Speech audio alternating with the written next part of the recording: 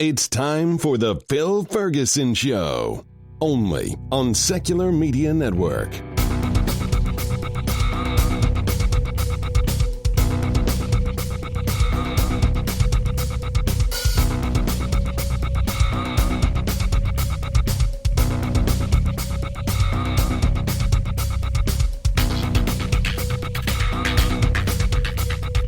Hello, everybody. This is Phil Ferguson, and you are listening to The Phil Ferguson Show.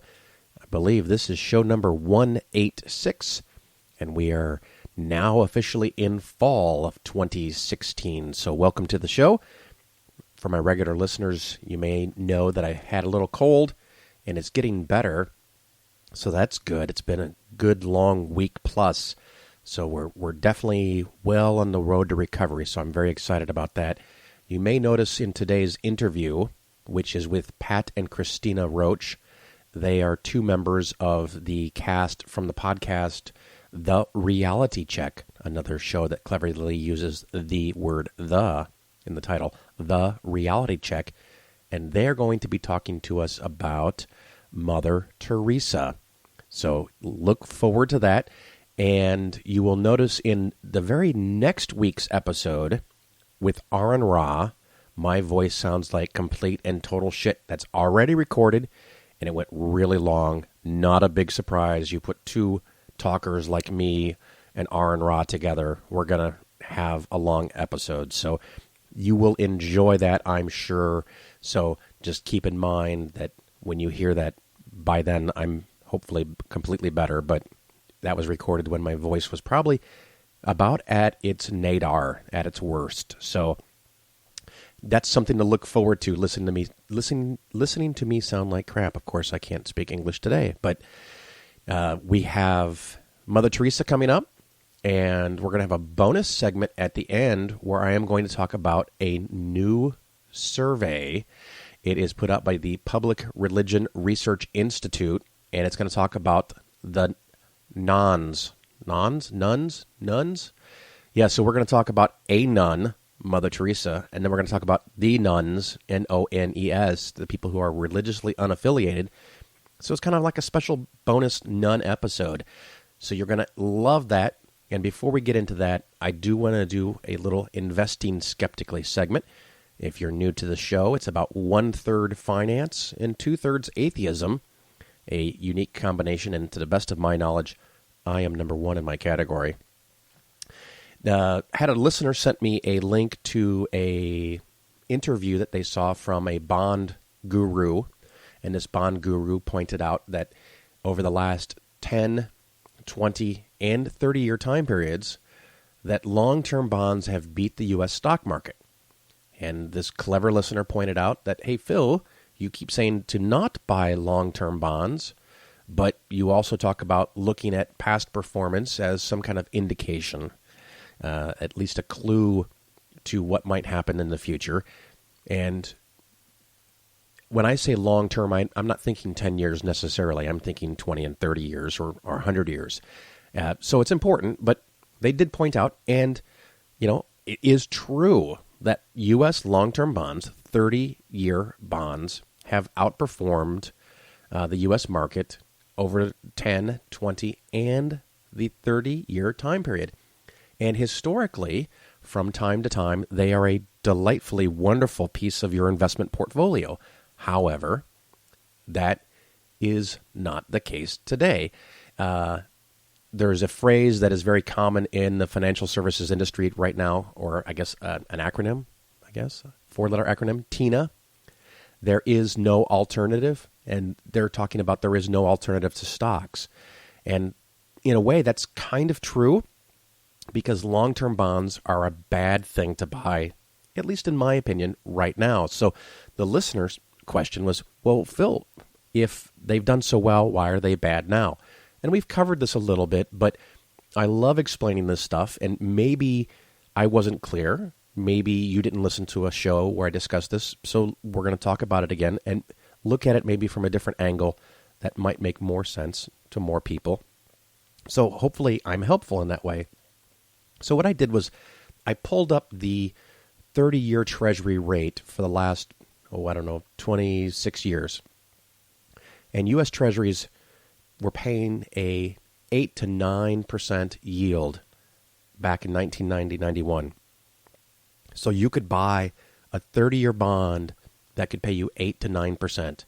When the stock market is going to make, one would hope, theoretically, based on 200 years of history, a 10% return with a lot of volatility, making 8 or 9% in a guaranteed, virtually risk-free, unless Trump is elected, U.S. bond sounds like a really good alternative to me. And I often had them as a large portion of people's portfolios, depending on the situation. And what you should expect from a long-term bond, or from any bond, actually, when you buy the bond, whether you put down $1,000, $10,000, or $100,000 to buy a bond, you should expect, especially if it's a low-risk bond, that you're going to get the dividend every year. If it's 8% on a $10,000 bond, you're going to get $800 a year. And at the end of the time period, whether it's 5, 10, 20, 30 years, you are then going to get the money back. In this theoretical case, the $10,000. So the expected amount you're going to make is 8% per year, and then you get your money back. It's really, really simple math. That is the single largest determinant of what you will make when you end up selling the bond. In the end, is the interest rate you were promised when you bought the bond.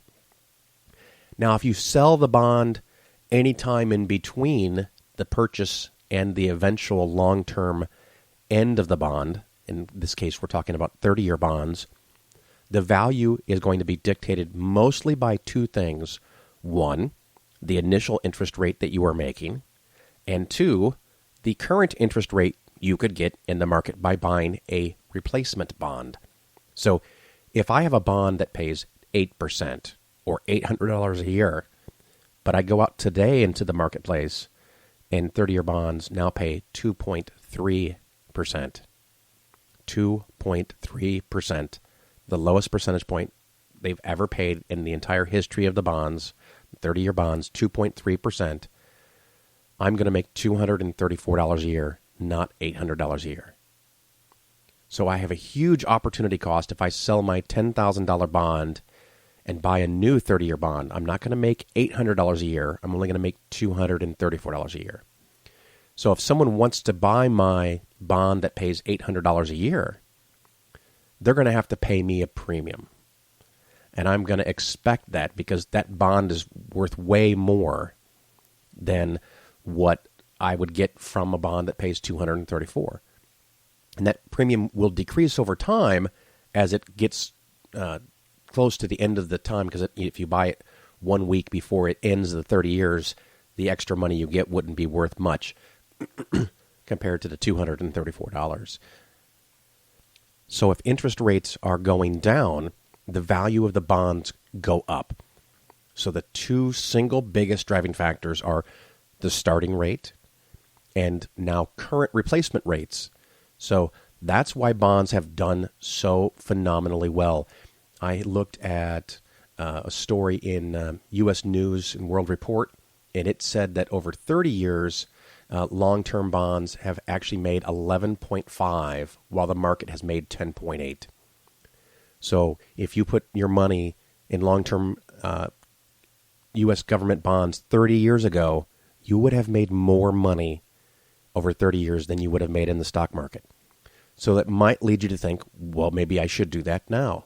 And that's where we get into a problem, because 30 years ago, 7, 8, 9% bonds were available.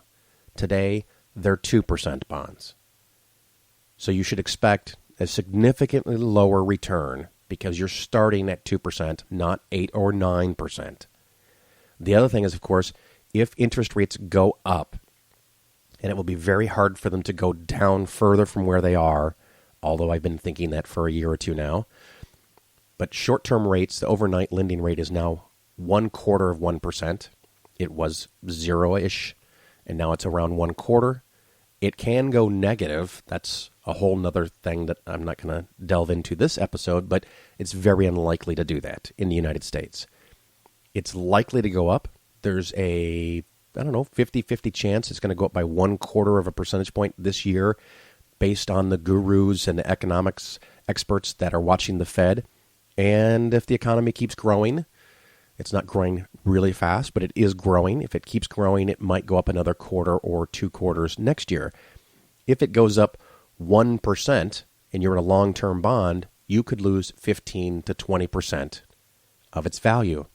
So you're going to get a 2% each year, but if interest rates go up, you can lose a whole lot of money.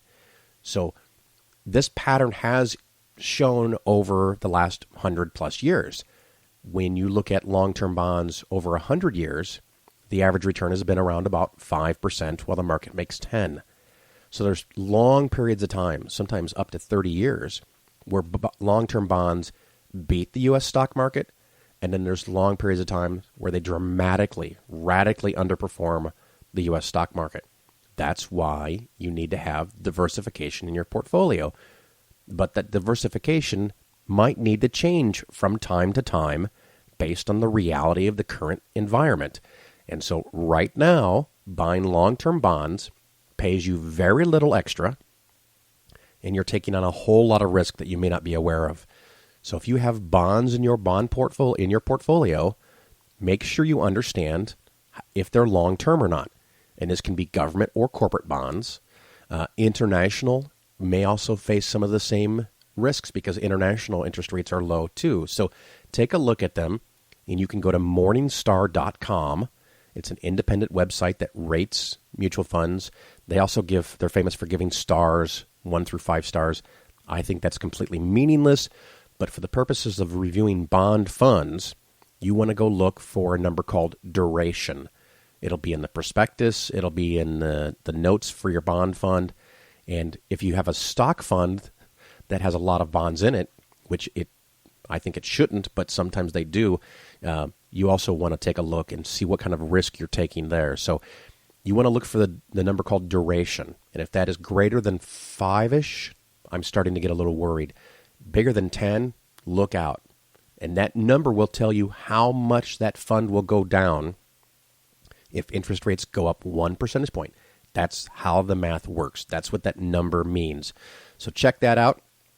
We're going to have a little break here, and then we're going to do our interview with the Reality Check crew, Pat and Christina Roach, talking about the nun Mother Teresa, or I guess Saint Mother Teresa now.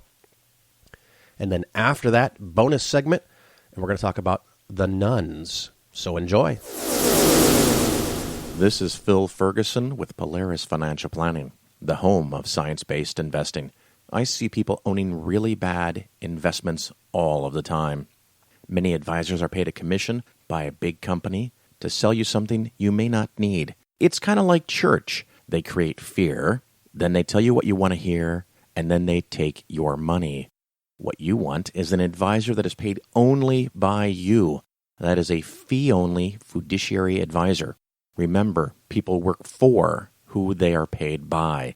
You can contact me, Phil, at PolarisFinancialPlanning.com, or listen to the cleverly titled The Phil Ferguson Show. Each show, we have an interesting investing skeptically topic and an interview with someone fighting to end religion. Polaris also gives 10% of gross revenue to support the growing secular movement.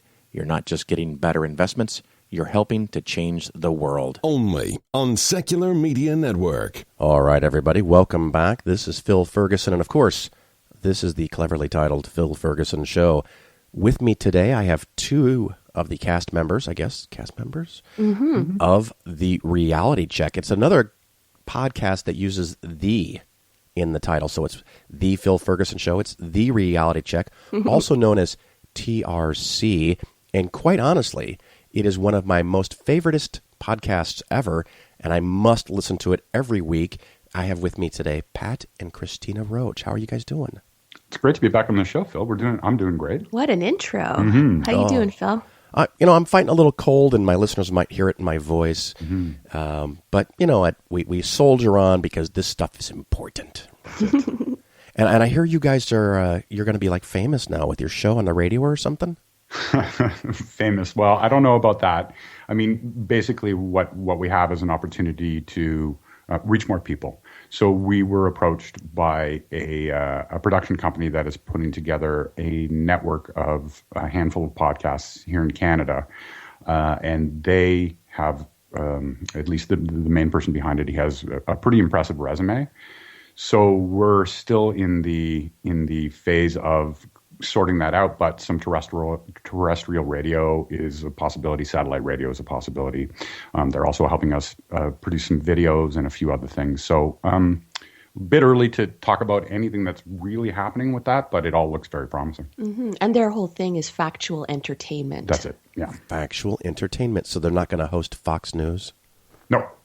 Oh, and we were pretty adamant too, in working all of this through that advertisers and all that sort of thing. We're not about to pimp homeopathy or Q-ray bracelets or anything like that. So we have to remain true to ourselves too. So because of the nature of the show that we do, we had to be very cautious about who we involve ourselves with. Oh, absolutely. And it's one of those funny things I envision someday when my show has way more listeners than it does now, that companies that sell financial products are going to want to advertise on my show because I'm attracting an audience of people that are interested in investing. So am I going to get offers to promote products that I philosophically disagree with? Right. Yeah. What do you do? Well, I think it's easy. I just say no, but... Yep. Right. So built right into our contract is that we have the right to refuse any advertisers that come to us with. Very nice. Now, this show, for my listeners that haven't heard it, which is, of course, a tragedy, you must go... Don't go sample it. Just go subscribe. It's The Reality Check. It's from this place, what is it, Canada? That's it. And you can hear because of the long O's every once in a while. But every show, almost every show, has 2 or 3 segments about almost anything that you skeptical. And you look at the idea that's floating around in the public and you examine it and is it true, is it not true? And it's done from the most objective standpoint, and because it can cover anything and everything, that's one of the reasons I always want to listen to it first in my weekly rotation, because I have no idea what you guys are going to cover. No, often we don't know what we're going to cover either, to be honest. We just celebrated our 8th birthday, so you can see how much bullshit there is out there. It's taken us 8 years, and we're still going strong. I always wonder on my show, I cover kind of investment scams specifically, and I always get afraid I'm going to cover everything and I'm going to be done. Nope. Never happens. Mm-hmm. So, Christina, you recently did a segment that you guys call, of course, a segment on some saint. That is correct, sir. And she's a mother, right? I would probably be okay calling her a mother. Thank you for playing along. I appreciate that. Mother Teresa. So what did you find out? Well, earlier this month, Catholic nun Mother Teresa, who died in 1997 at age 87, was declared a saint in a canonization mass held by Pope Francis in the Vatican. So full disclosure, Phil, I am a recovering Catholic. Ooh, ouch. I'm so sorry. I was raised in a Portuguese Catholic household, and Portuguese Catholics take the Catholic up a few notches. Now, hang on a second. Portuguese, does it mean your family is from Portugal? Yes, I was actually born in Terceira, Azores, in Portugal. Now, do you speak and any then Portuguese? Immigrated to Canada when I was little. So, and in Portugal, too, they're very Marian, which means they're really into the Virgin Mary, because the Virgin Mary allegedly appeared in Portugal many years ago in Fatima. So I can attest to the fact that this is a big deal to many, many people. Sure. Do you speak any Portuguese? I do. Oh, I wish my daughter was here. She's fluent in Portuguese. Is she? Yeah. How did that come about? Well, she spent a year on a Rotary Youth Exchange program in São Paulo, Brazil. Oh, wow. That's great. So she's got a little bit more of a Brazilian accent. Oh, yeah. I mean, and she constantly tells me it's a whole nother language, but I'm sure that's over dramatized. But anyway, Mother Teresa. Right. So I'll do this, so forgive me. It's all good. So, I mean, in reality, Mother Teresa was already considered or referred to as a saint, but now it's all official, right? The Albanian-born nun, whose real name was Agnes Gonje Boyaju, became famous worldwide and even received a Nobel Peace Prize in 1979 for her, quote, work undertaken in the struggle to overcome poverty and distress, end quote. So the popular opinion about Mother Teresa is that she was a selfless person. She devoted her life to helping the poor and the dying. In fact, when telling a few colleagues and friends that I covered this on the Reality Check, many people had this impression of her, and it wasn't because they were religious. It was just because they didn't know any better. Well, and she was in the news a lot. Exactly. Yeah, it's just a brilliant marketing campaign. It's like apparently 42% of the people in the United States think Donald Trump is a good candidate. Right. That baffles us up here, by the way. That baffles me. So a lot of people lately were quite perplexed as to why there were so many negative headlines popping up about her. I even ran across a post on reddit.com from a while back in their Explain Like I'm 5 subreddit, and someone asked, I keep seeing posts about her. I don't get what she did that was so bad that it would cancel out all the good she did, which is a good question.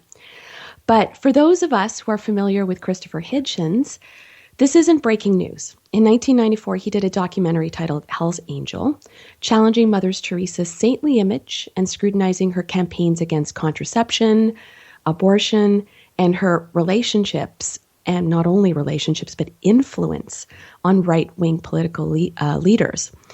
He also released a book in 95 called The Missionary Position, Mother Teresa in Theory and Practice. I miss Christopher Hitchens. Indeed. He was also featured on an episode of Penn and Teller's Bullshit titled Holier Than Thou, which covered a couple of people, not just Mother Teresa. So a study out of the universities of Ottawa and Montreal in Canada shined a spotlight back on this controversy recently and concluded her image didn't stand up to the facts and was more the result of a media campaign, to your point, Phil, by the Catholic Church to boost its ratings, as I call it. So you can imagine this is not a popular conclusion to many religious people who defend her. So for now, let's just ignore the whole notion of what canonization is based on and on miracles being bullshit.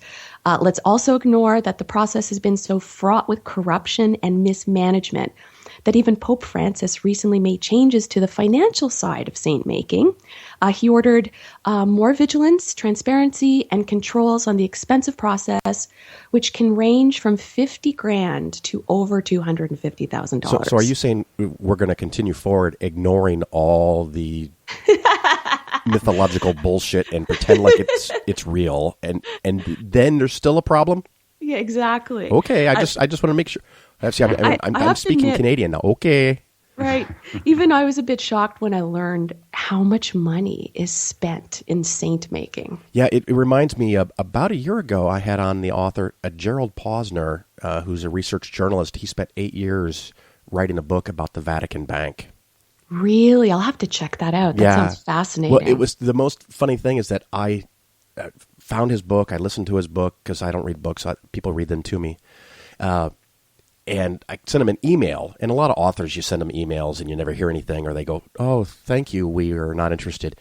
And he came back about half an hour later and he says, I listened to samples from 2 of your shows and 2 of your former shows. I looked at your blog. I found your website. I pulled up your business, blah, blah, blah, blah. Obviously a research journalist. And he says, I found all this information about you. I must be on your show. Oh, that's awesome. I was like, what? Because my show is the combination of religion and money. Right. So a book about the Vatican Bank. So we had a great chat. And after we stopped recording, he said, this was probably the best interview I've ever had. And I'm like, oh, I already turned off the recording. All right. I'm so now sorry. It's on the record. Yeah. Now me saying it allegedly. Right. But Mother Teresa, so we're going to look past a whole bunch of the stuff involving money and scams and influence and the fictitious miracles that happen, and we're going to still canonize Mother Teresa. Right. So what I'm doing is basically just giving you a Cole's notes of the study, looking at the facts, right? Oh, okay. But if anyone wants to dig deeper, to draw conclusions or watch the videos that I mentioned, I encourage you to check out the links in the show notes at trcpodcast.com for this particular episode, because I have a lot of links that people can go follow and learn more about it. So the researchers examined 287 documents on the life and work of Mother Teresa. And one of the biggest criticisms, as I'm sure you know, Phil, is the misappropriation of funds received by her charity. No, say it isn't so. As study co-author Geneviève Genal says, quote, all the money served to build houses for the sisters of her order was sent to the Vatican, all the money was served to build houses for the sisters of her order or was sent to the Vatican. Nothing was given to the poor. This is something covered in Hitchens' documentary as well, how donations were used to push the Catholic agenda and support forced conversion, which is just so disturbing to me. Well, it's for their own benefit. They just don't know it. Right.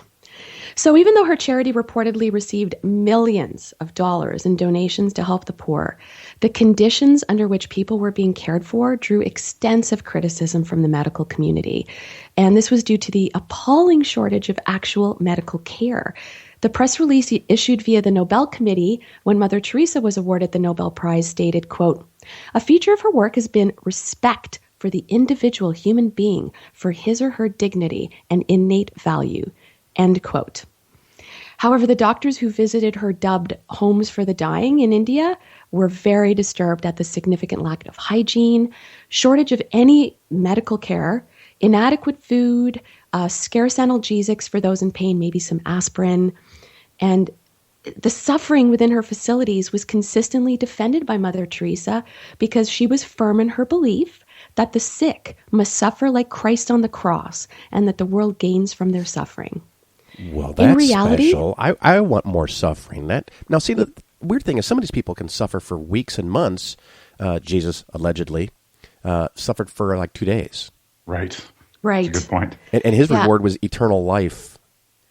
Well, in Hitchens' documentary, there's one woman who was a volunteer at one of the homes at the time, and she talks about an instance of a 15-year-old boy who had a slight kidney situation that could have been easily cured with antibiotics, and it got worse, and she was questioning why they weren't taking him to the hospital, and the answer was, well, we'd have to take everyone. We can't do this. We can't, give him antibiotics and not another person. So it's pretty disturbing.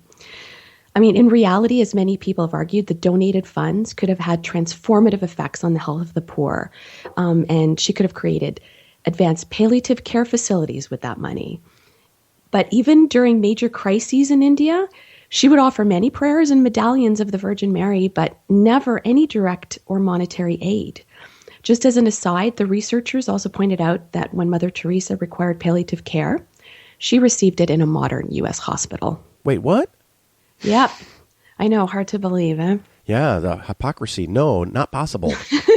Well, and it's funny because what she's doing really is the fulfillment of the religious teachings that, God's will be done. And no matter what. Yeah, no matter what. And it's like this thing that, when a woman gets raped and they say, well, that's God's way of helping her have a child, and she shouldn't resist it. She shouldn't fight it. She should embrace the child. And if we follow that philosophy to its logical conclusion, that means when you break a leg, don't mend it. It was God's will that your leg would break there. Mm-hmm. And then when you have a bad kidney like this little boy or liver, whatever, don't fix it. When you get sick, don't take medicine. Because if God wants you to get better, he'll make you better. Pray about it. Why do we have hospitals at all? Yeah. Yeah. It's a good question. And that's exactly what she did. Yep. So the study also covered the fact that, and I mentioned it earlier, that Mother Teresa forged questionable relationships with political leaders, including, as one example, right-wing Haitian dictator Jean-Claude Duvalier, who she critically received money from. She even flew to Haiti to accept the Legion of Honor, the highest French order for military and civil merits. And this is at a time when she had to be aware, like the rest of us in the world, that thousands of Haitians were being killed or tortured under this man's presidency.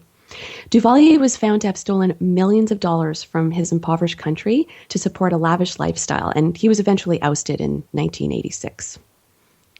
So the other major criticism, although not surprising, coming from a Catholic, is Mother Teresa's hard stance and dogmatic views on abortion and contraception, which became somewhat of her global crusade.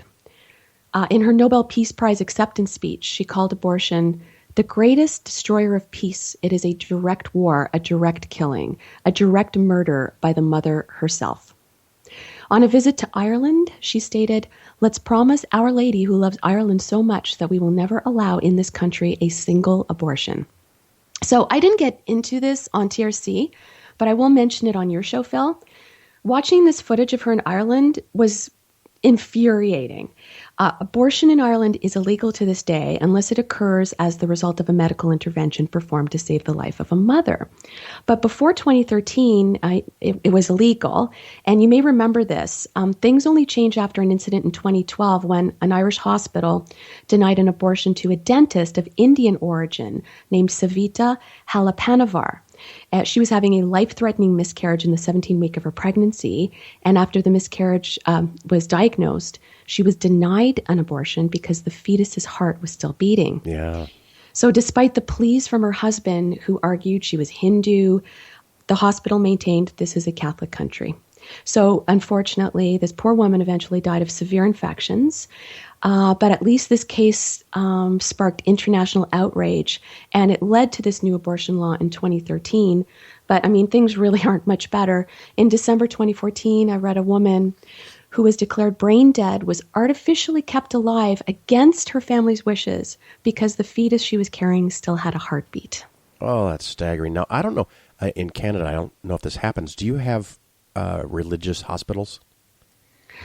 Yes, we do. St. Joseph's, sure, where my son was born, actually, is a Catholic-based hospital. But, I mean, other than a few things here and there, when you walk in, you really wouldn't, it's not pushed on you at all. I think that means they may have a chapel. Yeah. And they may have priests available for counseling. But, I don't, in my experience, I haven't seen. Yeah, it's a science-based facility outside of that. Most of ours, I mean, I think a good portion in the United States are religiously based, but they will generally do science as a matter of course because that's a hospital. But from time to time, they'll do something silly where they'll say, we can't do this procedure or you have to leave here and go to a different facility because we've chosen not to do that. Not because it's not medically sound, because it's not theologically sound, theologically correct. And that very much concerns me. I can't say for sure, but I don't think I've ever heard of such a circumstance here in Canada. No, it'd be interesting to look into actually. For TRC. So finally, let's talk about saint making. To become a saint, you need to be responsible for 2 posthumous miracles. So this study investigates the first so-called miracle, which involves a woman in India said to be cured of a stomach tumor via Mother Teresa's power on the first anniversary of the nun's death. The woman's doctors, of course, disagreed publicly, saying it was their drug treatment that cured Monica Bezra and that her abdominal pain was caused by an ovarian cyst and tuberculosis, not a tumor. Oh, that's different. Yeah. I've had an ovarian cyst before. I had laparoscopic surgery. It's painful, but it's not, I mean, I guess it could be life-threatening if it gets really big and you don't operate on it. If you don't have modern medicine. Exactly. Because exactly. 200 years ago, if you had an ovarian cyst, what are they going to do? I mean, give you a couple of leeches? Right. Even her husband, Sekou Bezra, told Time magazine in 2002, "It is much ado about nothing. My wife has been cured by the doctors and not by any miracle." That's awesome. So isn't that one of the basic fundamentals of miracles, that if you have had a miracle foisted upon you, that you would have to at least acknowledge it? Right. One would think. That's a really good point. I've had a miraculous encounter. No, I haven't. Yeah. He turned me into a newt. No, he didn't. Well, the second dubious miracle that led to her canonization is even more dubious. It concerns a Brazilian man who was suffering from a viral brain infection, and he was said to be in a coma and dying in December 2008. After waking up symptom-free, the Vatican attributed the cure to the fact that the man's wife prayed for Mother Teresa's intercession. Oh. Well, that's handy. So why do they have to go to Mother Teresa's little dying clinic if she could just cure it, from a distance? Yeah. So the researchers do make a point that Mother Teresa undoubtedly inspired other people to do humanitarian work, which may have helped many sick and poor people around the world. Says Chenald in her study, "When she began her work, we think she really wanted to help. The thing is, she wanted to help people to get closer to God. And in her mind, people needed to suffer for that, just as Jesus suffered on the cross. But someone who preaches virtue in suffering as opposed to helping alleviate it, and who takes money from dictators is really not what comes to mind when many people talk about saints, right? HuffPost associate editor Krithika Varagur wrote a powerful piece. I highly recommend it. Mother Teresa is no saint is the title of her piece. And this particular quote really struck a chord. Mother Teresa was a martyr, not for India's and the global South's poor, but for a white bourgeois guilt. The egregious fact is that one of the 5 Indian Nobel laureates was a woman who let sick people die. Oof. Wow. Yeah. So, I mean, and I say this during reality check as well, and that my biggest problem with this is that anyone who seems to be doing work for God or in God's name almost always seem to be above any real scrutiny or criticism. And that has got to change. And I don't know what it's going to take to facilitate that change, but there you have it. Well, fantastic. You guys have anything else that you want to cover? Tell me some topics on the show lately. Well, as you say, Phil, we do all kinds of different things. So as of late, I guess some of the more interesting ones were, I really enjoyed doing the research for a segment, and I did on bomb detectors in Iraq. Oh, yes, I've heard of those. And I did something on helium-infused beer videos. Adam has done a couple things on Pokemon lately. Yeah. So when you say we run the gamut, we run the gamut. Right. And he did some original research on, there have been some articles suggesting that people are naming their babies after Pokemon. So he actually went and dug into the Social Security Administration data to see whether or not that was true. Could I name my kid Pikachu? Is that... Well, it's the one he actually mentions in it that there are no kids named Pikachu. Yeah, we might submit his work to Nobel. It's really great. Darren just this week did an interesting segment on something that's in everyone's social media feed, the 22 push-up challenge. Yep. And about whether that's actually helping veterans. And this is something Darren does often on the show. He'll point a magnifying glass at charities and what's working, what's not working. Darren's very much involved in the effective altruism movement, so that'll surface on the show as well. And then Christina did this great segment on Mother Teresa, and I think the other really interesting one recently was you did something on whether or not people actually read past the headline before they share things on social media. Yeah. I've been caught by that. Or you share something because it sounds so good that you must share it without even thinking that it might be pure fantasy.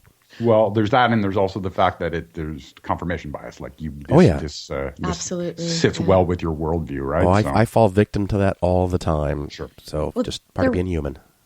There was a particular headline going around: 6 in 10 people don't read Facebook before sharing, commenting, whatever. And so many people shared it, presumably without checking the... It was over 40,000. Yeah, 49,000 maybe, off the top of my head. But if you actually went and read the article, the first line just reiterated the headline, but the rest of the entire article was made of lorem ipsum, which is the nonsensical Latin...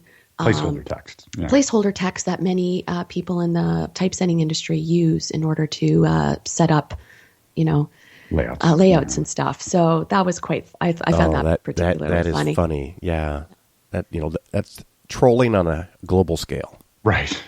So that's what we've been up to on the Reality Check as of late, Phil. All right. Well, everybody who's listening, go check out the Reality Check. You will not be disappointed. And Pat and Christina, thank you so much for coming on the Phil Ferguson Show. Thanks for having us on again, Phil. All right, bye-bye. Here's an excerpt from Nailed by David Fitzgerald. Didn't there have to have been a Jesus? Perhaps he was just a wandering teacher or an exorcist, an apocalyptic prophet or a zealot who opposed the Romans. Perhaps he was all these things, or even a composite of several such early first-century figures. But at any rate, surely there had to be somebody at the original core of Christianity.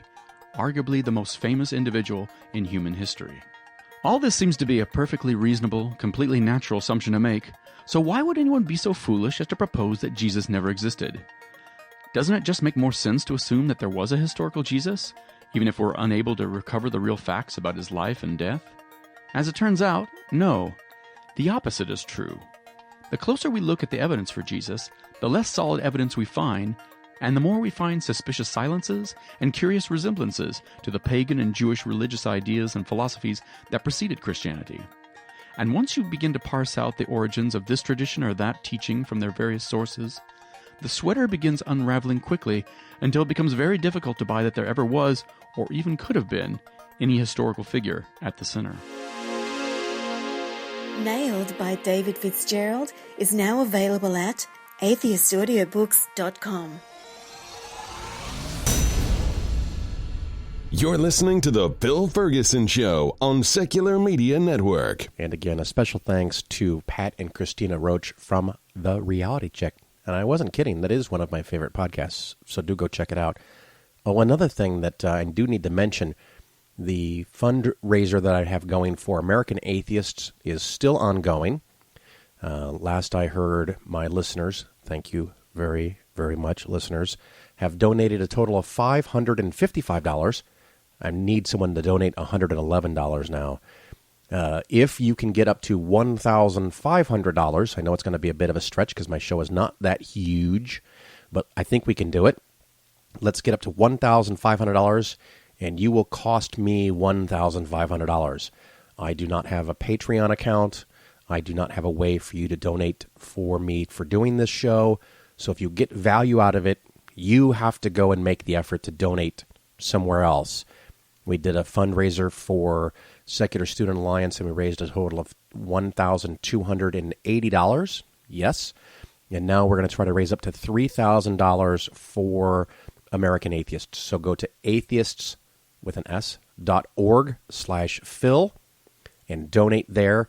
And unfortunately, they don't have a little bar to tell us how we're doing, so they're going to have to give me an update from time to time. We'll do that for another show or two, and then we'll probably call it, and I'll match whatever's there up to $1,500. So please go donate to American Atheists. They're doing great work to promote a secular worldview, and they need your money. In the end, this all really comes down to money. We can't succeed without that. So now we're going to move into the subject of Nuns, NONES. A brand new survey just came out this week, so I must include this bonus segment, so hopefully you don't mind. The show is going to go over an hour. This is from the Public Religion Research Institute, PRRI. And from Wikipedia, it says, it's an American nonprofit, nonpartisan research and education organization that conducts public opinion polls on a variety of topics. And I think that this was done in conjunction with the Religious News Service, so it's even more exciting. It's public resource for journalists, scholars, policymakers, and the general public.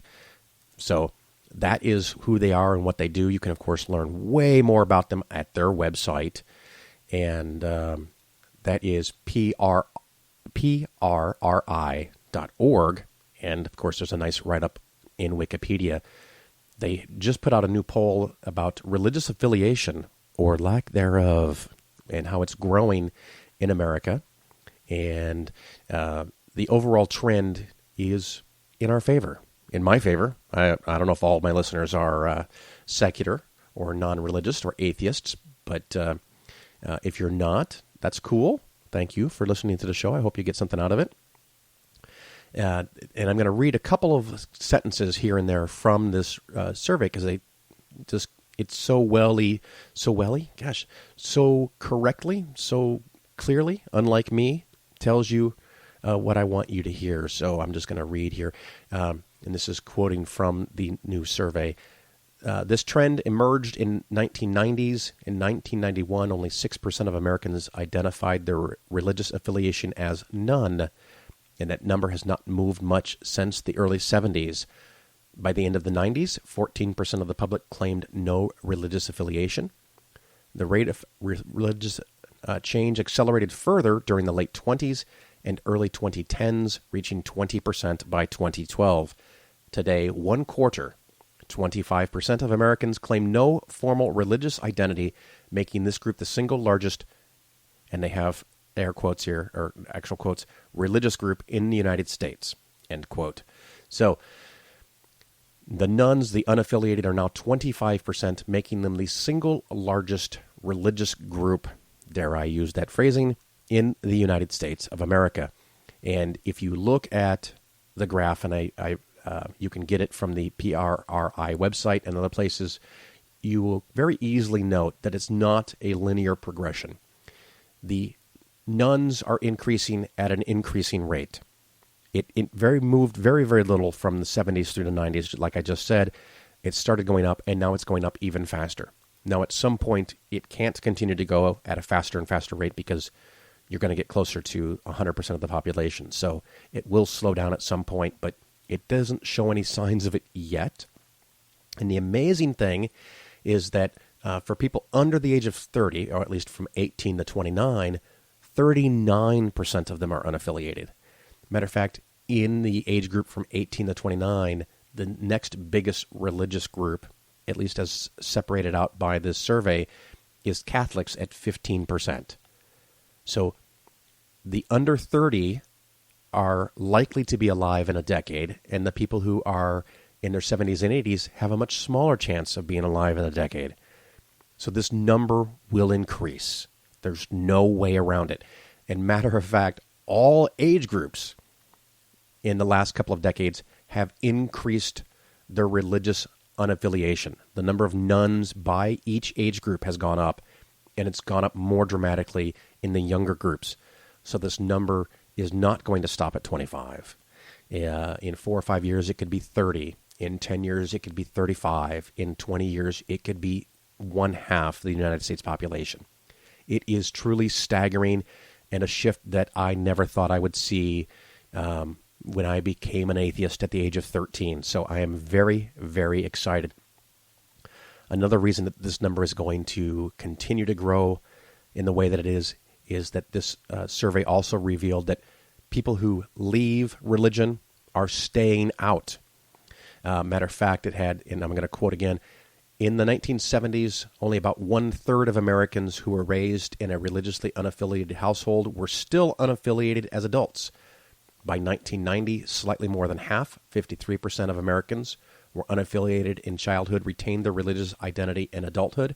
Today, 2/3 of Americans who report being raised outside a formal religious tradition remain unaffiliated as adults, end quote.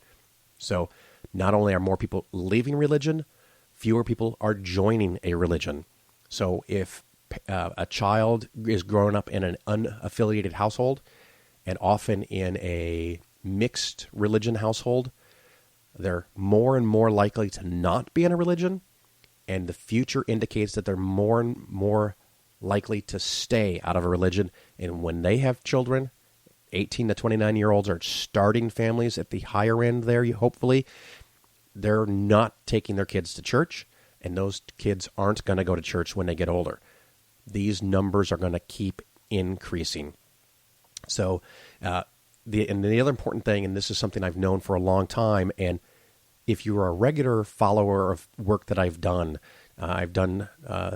talks on how to get kids out of religion. I've done talks on my new talk on Christians beating children for discipline purposes with the stick that we had on the show, 6-9 months ago. A lot of people leave religion, and this survey does this again. More than 6 in 10 people who leave their religion do it before the age of 18. And another 28% do it between 18 and 29. So 90% of people that leave a religion do so before they turn 30 years of age. That is why groups like the Secular Student Alliance are so important. That's why the new Satanist clubs that are starting in elementary schools are so important. Not just because it's pointing out the unfairness of the religious groups and the Good News Club being in elementary schools, but because it actually makes a difference. The vast majority of people that leave religion do so before they're 18, and then the next biggest group is before they're 29. Once people get older and set in their ways and start to have a family, they're much less likely to leave religion, and it's often much, much harder. But that is changing as well because it's becoming easier to leave as more and more people are out. So if you are not out yet as someone who's not religious, now is the time if it's safe for you to do so. If it's not safe, don't do it. Let someone else carry that burden. Listen to podcasts, share videos, share posts, do whatever you've got to do, but protect yourself. That's very important. But if you can come out, if it's safe for you to come out, please do so. I encourage it very strongly. Another nice thing about unaffiliated, to show that they're not going back, 2/3 of them say that religion causes more problems in society than it solves. I agree 100%. And it's so nice to see. And the numbers of people that think religion is necessary to teach morals to children also decreased, which is fantastic. That's one of the things that does get people to take kids to school, back to church, even if they've left. I know I did that, and I'm guilty of that, and I don't want you to be guilty of that. You don't have to go to church. You don't have to take your kids to church, and we're learning more and more all the time that they're better off. Now, the big question and the thing that everyone always wants to know is, well, what portion of these nuns are actually atheists? At least I want to know that. And it turns out that of this group, 37% said that they think God is an impersonal force, whatever that means. I think that makes them deists at best, and they're not really the problem, generally. So that's awesome. And 1/3 said they do not believe in God. Now, they didn't ask them if they were atheists, but that's my definition. I think that's the dictionary definition. If you don't believe in a God or gods, you are, by definition, that's what the word means, a non-theist, an atheist. So 33% of the 25%, or about 8% at minimum of the population is now atheists. And if we continue that down through the younger group of the 40% who are nuns, that means 14% at minimum are atheists.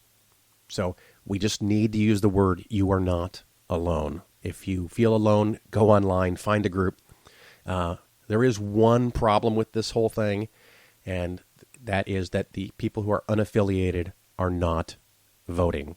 And I think a big chunk of that is because of a lot of them are younger, and younger people historically do not vote. But you need to vote. So please, please, please, please, please, if you're listening to the show, go vote. And here's one last quote from the survey. By the last presidential election in 2012, religiously unaffiliated Americans had grown to comprise 20% of the public, but had grown only marginally to comprise 12% of voters. By the way of comparison, in 2012, white evangelical Protestants comprised 20% of the public, but they accounted for more than 26% of the voters because of higher voter registration and turnout rates. So what is the phrase? They're fighting above their weight or punching above their weight, something like that. Evangelicals get paid attention to because they're 26% of the voters. We have the same percentage of the population. We actually now have a greater percentage of the population, but we still get ignored because as a group we don't vote. I don't know that we're ever going to vote in a block like the Christians do, which actually gives you a little bit more power depending on how you look at it. But we do have to at least go vote. So please, I implore you, it's only a few weeks away. It's really, really important. Go vote for somebody. I was going to say, I don't care who you vote for, but I do. I think it's very important. You don't vote for Trump. Matter of fact, I'll even go so far as to say it's important that you don't vote for Jill or Gary. You do need to vote for Hillary. In my opinion, I know I'll take some heat from that, but it's important that we have a reasonable leader and not someone who is nuts. And you may not like everything she does, but at least we can have a reasonable expectation of what she will do, which may not be everything you want. I get that, but Obama didn't do everything I wanted either. So anyway, maybe a little more political than I wanted to be. So that will wrap up our show. Hopefully you enjoyed it. Please go put reviews on iTunes. 5 stars would be my preference, but if you have a problem with the show, let me know. And, of course, next week is R&Ra, and we're going to close out the show with some new music. We're going to play a little song created by Pat and Christina Roach for the Reality Check, and they often do this, and this is a very fun version, their version of Sesame Street. I'm sure you'll enjoy it. Ciao.